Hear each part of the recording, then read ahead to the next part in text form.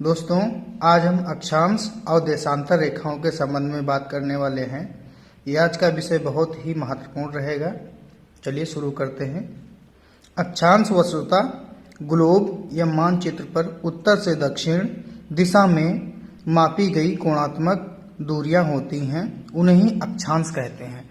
अक्षांश अलग है और अक्षांश रेखाएं अलग हैं। इनको मैप पे जानने की कोशिश करेंगे कि ये मैप है और इस पर जो अक्षांश हैं, देखो अक्षांश रेखाएं अलग हैं, वो बताई जाएंगी। यहाँ पर है अक्षांश, तो क्या होता है कि ये भूमध्य रेखा है, यानी कि विषुवत रेखा।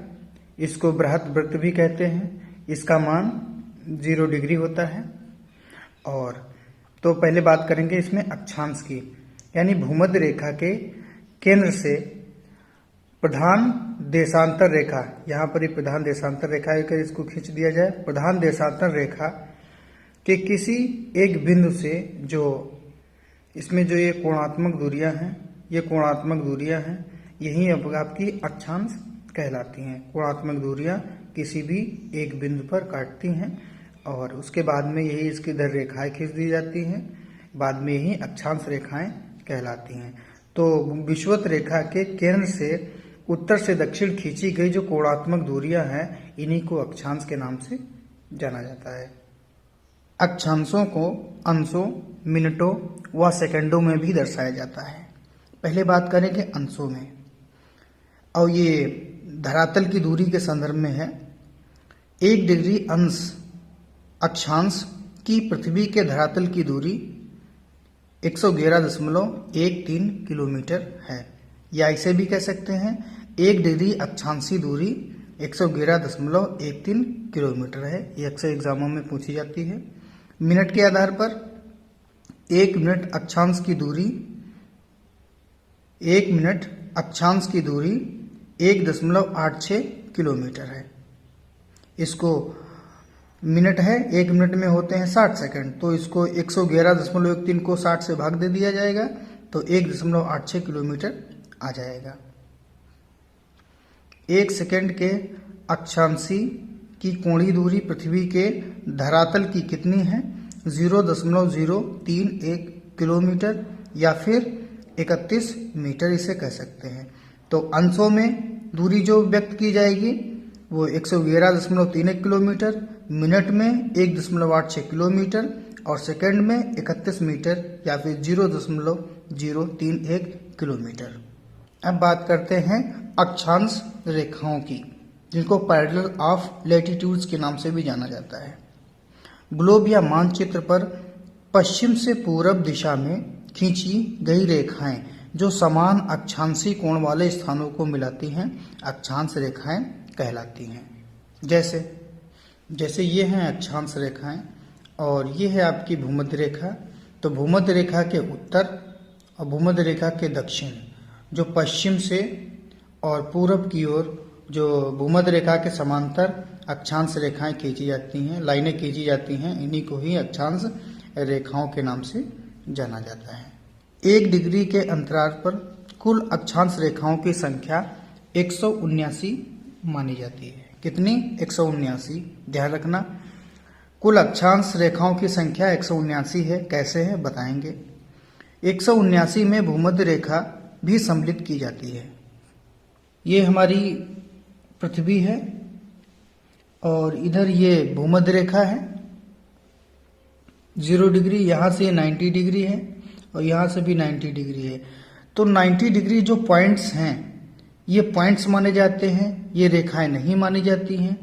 तो 0 डिग्री से 90 के मध्य में 89 आपकी ये अक्षांश रेखाएं हो जाएंगी और इधर दक्षिण में भी 89 हो जाएंगी। तो टोटल 89 आपकी 178 आपकी हो जाएंगी, प्लस 0 डिग्री भूमध्य रेखा को भी इसमें जोड़ लेंगे तो 179 टोटल आपकी भूमध्य रेखाएं हो जाएंगी। अब अगर बात करें इसमें कभी कभी एग्जाम में पूछा था 181 या 80 की बात करता है, तो अक्सर इसमें गलत माना जाएगा, क्योंकि यहाँ पर जो अभी बताया गया है इसमें 90 डिग्री उत्तरी तथा 90 डिग्री दक्षिणी बिंदु हैं, ना कि रेखाएं हैं। ये समझने की बात है, ठीक है। इस वजह से इसमें एक एक अक्षांश रेखाएं कम हो जाती हैं, बल्कि वो क्या है 90 डिग्री बिंदु वो अक्षांश हैं, पॉइंट्स हैं। दो अक्षांशों के मध्य की दूरी कटिबंध या फिर जोन कहलाती है। इस मैप के माध्यम से जानेंगे कि पृथ्वी का कौन सा किस तरीके का व्यास होता है। दोस्तों, ये विषुवत रेखा है और विषुवतीय व्यास, तो यही विषुवतीय आपका व्यास हो जाएगा 12,756 किलोमीटर। विषुवतीय व्यास की बात किया जाए तो 12,756 किलोमीटर। और ये आपकी पृथ्वी की परिधि है, ये परिधि है। अगर परिधि के संबंध में बात करें तो पृथ्वी की परिधि कितनी है, तो 40,077 किलोमीटर पृथ्वी की परिधि है। कौन सी परिधि है? विषुवतीय परिधि, यानी भूमध्य रेखीय परिधि। आप ये देख सकते हैं भूमध्य रेखा ये है, इसके चारों ओर जो ये परिधि खींची गई है, लाइन खींची गई है, तो ये विषुवतीय परिधि हो जाएगी। कितनी? 40,077 किलोमीटर। उसी प्रकार से ध्रुवीय परिधि भी होती है, तो ध्रुवीय परिधि की ये ध्रुव हैं आपके, तो 40,009 किलोमीटर ये ध्रुवीय परिधि हो जाएगी। तो विषुवतीय व्यास 12,756 किलोमीटर है, तो ध्रुवीय व्यास कितना हो जाएगा? 12,714 किलोमीटर है। तो इस प्रकार से जो ध्रुवीय व्यास था। दोस्तों, ये जो अक्षांश रेखाएं होती हैं ये एक वृत्त के रूप में होती हैं, इसलिए भूमध्य रेखा को 0 डिग्री बृहत वृत्त यानी ग्रेट सर्कल के नाम से जाना जाता है। और भूमध्य रेखा से जैसे हम ध्रुवों की ओर बढ़ेंगे वैसे जो अक्षांश रेखाएं हैं उनकी लंबाई में अंतर देखने को मिलेगा, यानी कि अंतर छोटे मिले होते चले जाएंगे, उत्तर भी और दक्षिण में भी। तो विषुवत रेखा के समांतर जो भी अक्षांश हैं ये सभी यहाँ पर 90 डिग्री तक खींचे जाएंगे, मतलब एक कम हो जाए, एक तो 90 डिग्री पॉइंट्स हैं। तो ये सभी जितने भी अक्षांश रेखाएं हैं ये एक वृत्त के रूप में जानी जाती हैं। इस इमेज में जानेंगे कटिबंध यानी कि क्षेत्र क्या क्या होते हैं। भूमध्य रेखा 0 डिग्री 23.5, इसके 23.5 डिग्री उत्तर में एक लाइन खींची होती है जिसको कर्क वृत्त अर्थात कर्क रेखा के नाम से जाना जाता है। और भूमध्य रेखा से दक्षिण में भी एक 23.5 डिग्री एक लाइन खींची है, इसको मकर वृत्त अर्थात मकर रेखा के नाम से जाना जाता है। कर्क रेखा और मकर रेखा दोनों के मध्य का जो क्षेत्र होता है इसको उष्ण कटिबंधीय क्षेत्र कहते हैं। उष्ण कटिबंधीय इसलिए कहते हैं क्योंकि इस क्षेत्र में सबसे अधिक सूर्य की किरणें ज्यादा प्रकाश प्राप्त करती हैं, गर्मी ज्यादा होती है, इसलिए इसको उष्ण कटिबंधीय क्षेत्र कहते हैं। और कर्क रेखा तथा मकर रेखा के मध्य का क्षेत्र होता है, इसको अयन वृत्त के नाम से भी जाना जाता है। तो कर्क रेखा की वैल्यू 23.5 डिग्री है, मकर रेखा की वैल्यू कितनी है? 23.5 डिग्री दक्षिण में है। अब 0 डिग्री भूमध्य रेखा से 66.5 डिग्री के मध्य में 23.5 डिग्री 66.5 के मध्य में जो क्षेत्र पड़ेगा समशीतोष्ण क्षेत्र पड़ेगा, यानी उत्तरी समशीतोष्ण कटिबंधीय क्षेत्र, जिसको मध्य अक्षांशीय क्षेत्र भी जाना जाता है। और इस मध्य अक्षांशीय क्षेत्र में ना ही ज्यादा ठंडी होगी और ना ही ज्यादा गर्मी होगी, ये ऐसा क्षेत्र होता है। ये उत्तर में भी है और दक्षिण में भी है। जो 66.5 डिग्री का कोण बनाती हुई एक रेखा जो अक्षांशीय रेखा होती है इसको आर्कटिक वृत्त के नाम से जाना जाता है। उत्तरी ध्रुवीय वृत्त कह दें या इसे आर्कटिक वृत्त कह सकते हैं। और दक्षिण वाला जो होगा इसको अंटार्कटिक वृत्त के नाम से जाना जाएगा। उसके बाद में 66.5 के बाद में 90 डिग्री पॉइंट तक जो क्षेत्र पड़ेगा इसको शीत कटिबंध कहेंगे। शीत कटिबंध इसलिए कहेंगे क्योंकि यहाँ पर सूर्य की किरणें जो है तिरछी पड़ती चली जाएंगी और इस वजह से यहाँ पर गर्मी नहीं पाई जाएगी, मतलब हमेशा हिमपात ही रहेगा, हमेशा हिम रहेगा, इसलिए इसको शीत कटिबंध क्षेत्र के नाम से जाना जाएगा। देशांतर लॉन्गिट्यूड, पृथ्वी पर दो अक्षांशों के मध्य कोणीय दूरी देशांतर कहलाती है। जैसे इस मानचित्र में ये दो अक्षांश हैं, एक ये अक्षांश है और एक ये अक्षांश है। इन दोनों के मध्य में जो कोणीय दूरी है, दूरी नाप करके अब एक लंब डाल दिया जाता है, तो यही देशांतर कहलाते हैं। यानी कि पृथ्वी पर दो अक्षांशों के मध्य की जो कोणात्मक दूरी होती है उसको ही देशांतर के नाम से भी जाना जाता है। दोस्तों, वो थे देशांतर। अब बात करते हैं देशांतर रेखाओं की।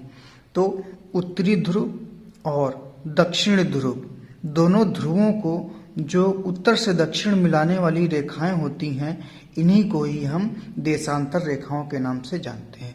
अक्षांश क्या थे? पूरब से पश्चिम की ओर हुआ करते थे, और देशांतर के हैं उत्तर से दक्षिण दिशा में हैं, इसलिए इनको देशांतर रेखाओं के नाम से भी जाना जाता है।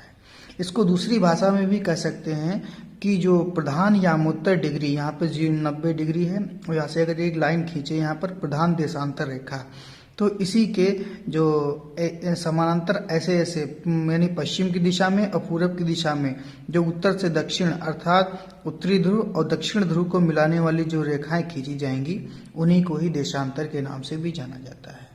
देशांतर रेखाओं की कुल संख्या 360 होती है। कितनी होती हैं? 360 होती है। तो अक्षांश कितने थे? 179 थे। ठीक है, तो इसमें देखेंगे, इसमें भी अंश, मिनट और सेकंडों में भी इसमें भी दूरियां नापी जाती हैं। जैसे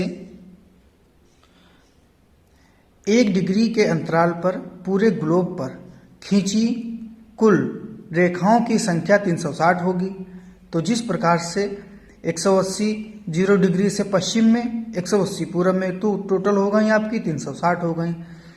और जो 1 मिनट के अंतराल पर अगर बात करें, तो 1 डिग्री के अंतराल पर जो खींची गई टोटल देशांतर रेखाएं कितनी थी? 360। कितनी थी? 360 थी। और मिनट के आधार पर अगर देखें तो 1 मिनट के अंतराल पर खींची गई कुल देशांतर रेखाओं की संख्या, तो इसको 360 जो था, तो मिनट की अगर बात करें तो 1 मिनट में 60 सेकंड होते हैं, तो 360 को 60 से गुणा कर दिया जाएगा, तो 21,600 ये जो 1 मिनट के अंतराल पर देशांतर हो जाएंगे। और सेकंड के अंतराल पर अगर बात करें तो 12,96,000 ये 1 सेकंड के अंतराल पर देशांतर हो जाएंगे। मिनट के आधार पर 21,600 होंगे और अंश के अंतराल पर 360 देशांतर कहे जाएंगे।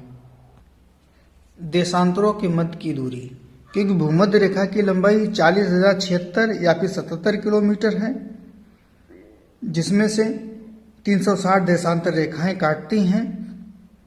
इस प्रकार भूमध्य रेखा पर 1 डिग्री के अंतराल पर 360 देशांतर होते हैं। तो 40,076 को 360 से भाग दे दिया जाएगा, तो कुल मिलाकर के 111.32 किलोमीटर, यानी कि इसको दूसरी भाषा में कह सकते हैं कि दो देशांतरों के मध्य की जो दूरी होती है 111.32 किलोमीटर होती है। और अक्षांशों के मध्य क्या थी? 111.13 किलोमीटर थी, और देशांतर में 111.32 किलोमीटर है। तो दो देशांतरों के मध्य की जो सर्वाधिक दूरी है वो भूमध्य रेखा पर ही देखने को मिलती है। दो देशांतरों के मध्य की दूरी गोरे कहलाती है, और अक्षांशों के मध्य की दूरी क्या कहलाती थी? कटिबंध, यानी कि जोन कहा जाता था। ये हैं आपके देशांतर रेखाएं। ये प्रधान यामोत्तर 0 डिग्री देशांतर रेखा है।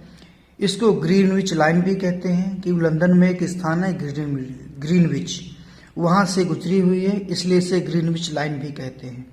इसके पश्चिम में 180 तक चले जाएंगे और इसके पूर्व में भी 180, तो टोटल होकर के 360 अंशों में देशांतर रेखाएं होंगी।